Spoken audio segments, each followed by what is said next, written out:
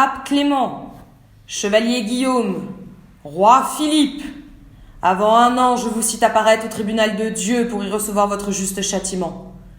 Maudits, maudits, tous maudits, jusqu'à la 13e génération de vos races. Cette tirade, issue des romans Les Rois maudits de Maurice Dorion, nous la connaissons tous. Ceux qui ne l'ont pas entendue de la bouche de Xavier de Praz l'ont entendue de la bouche de Gérard Depardieu, et ceux qui ne l'ont pas entendue l'ont lue. Si l'œuvre Les Rois maudits utilise le sujet de la fin de l'ordre du Temple, ce n'est pas le seul fait historique abordé. En effet, une des trames de fond de l'histoire de Maurice Dorion est la relation adultérine des Bru du Roi. Connue sous le nom de scandale de la Tour de Nesle, cette affaire d'État nous ramène à l'origine de l'une des plus célèbres détentions dans le donjon de Dourdan, celle de Jeanne de Bourgogne.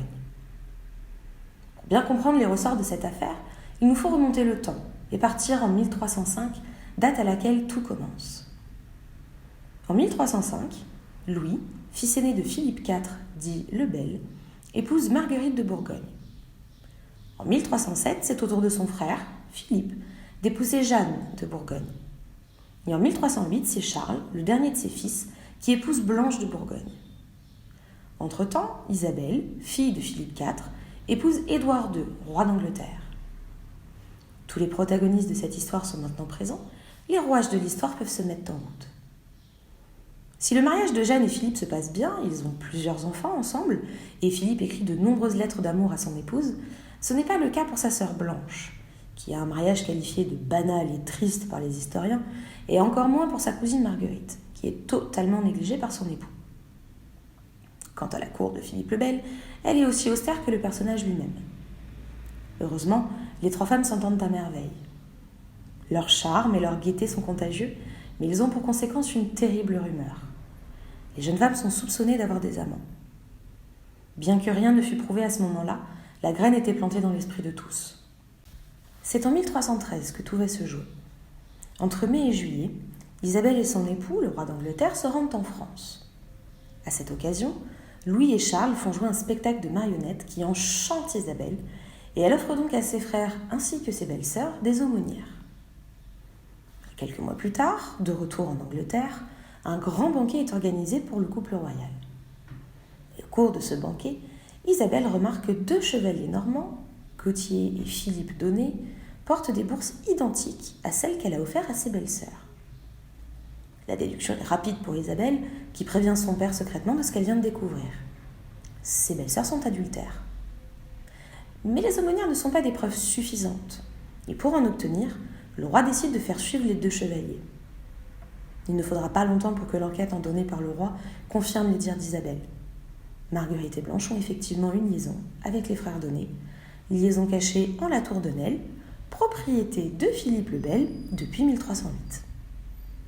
Pour ce qui est de Jeanne, l'adultère ne lui est pas reproché. En revanche, elle est accusée d'avoir eu connaissance des relations adultérines, d'avoir fait passer des mots entre les amants et de n'avoir rien dénoncé. L'affaire aurait pu s'arrêter là, avec des dissolutions de mariage et un retrait des privilèges des chevaliers d'Aunay. Mais il n'en est rien. Philippe le Bel est un homme très pieux, et il est donc profondément blessé par la découverte de cette trahison. Comme tout homme de pouvoir, il ne peut laisser passer telle injure aussi facilement. Mais il y a également un autre facteur important à prendre en compte. Par leurs adultères, Marguerite et Blanche ont mis la dynastie capétienne en danger. Désormais, comment prouver une paternité royale sur les futurs enfants à venir ? Si on ne peut le prouver, c'est la porte ouverte à des révoltes de grands barons pour le trône de France. Cette combinaison de faits va pousser Philippe le Bel à agir de façon très brutale et sévère. Juste après avoir annoncé les accusations d'adultère, il fait arrêter tous les protagonistes de ce scandale. Les frères d'Aunay sont soumis à la torture, fait très rare pour des nobles, et ils finissent rapidement par avouer. Ils sont alors déclarés coupables de lèse-majesté. Marguerite et Blanche sont jugées devant le Parlement de Paris, qui les reconnaît coupables d'adultère. La culpabilité des amants étant reconnue, il ne reste plus qu'à choisir quelle forme prendra la sentence. Philippe le Bel veut des punitions exemplaires, et c'est ce qu'il aura. Les frères d'Aunay vont subir une exécution d'une violence rare. Ils sont roués, écorchés vifs, émasculés, recouverts de plomb en ébullition, traînés par des chevaux, et enfin décapités avant que leurs dépouilles ne soient exposées à la vue de tous pendant plusieurs semaines. Quant à Marguerite et Blanche, elles sont tondues, vêtue de bure et condamnée à l'incarcération perpétuelle. Marguerite effectuera sa peine dans une cellule du donjon de Château-Gaillard, où elle décédera peu de temps après. Blanche sera enfermée dans un cachot sous terre afin de finir sa vie dans un couvent. Pour ce qui est de Jeanne, elle est enfermée dans le donjon de Dourdan en attendant son procès. Et lors de son passage devant le Parlement de Paris pour être jugée, elle est innocentée de l'accusation d'adultère et libérée de Dourdan.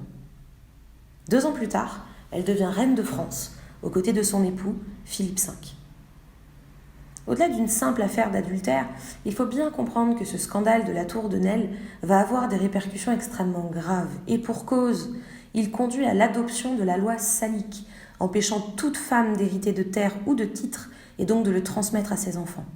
Ce qui aura pour conséquence le déclenchement de la guerre de 100 ans, opposant Édouard III, fils d'Isabelle de France et unique petit-fils de Philippe le Bel, à Philippe VI de Valois, neveu de Philippe le Bel, nouveau roi de France.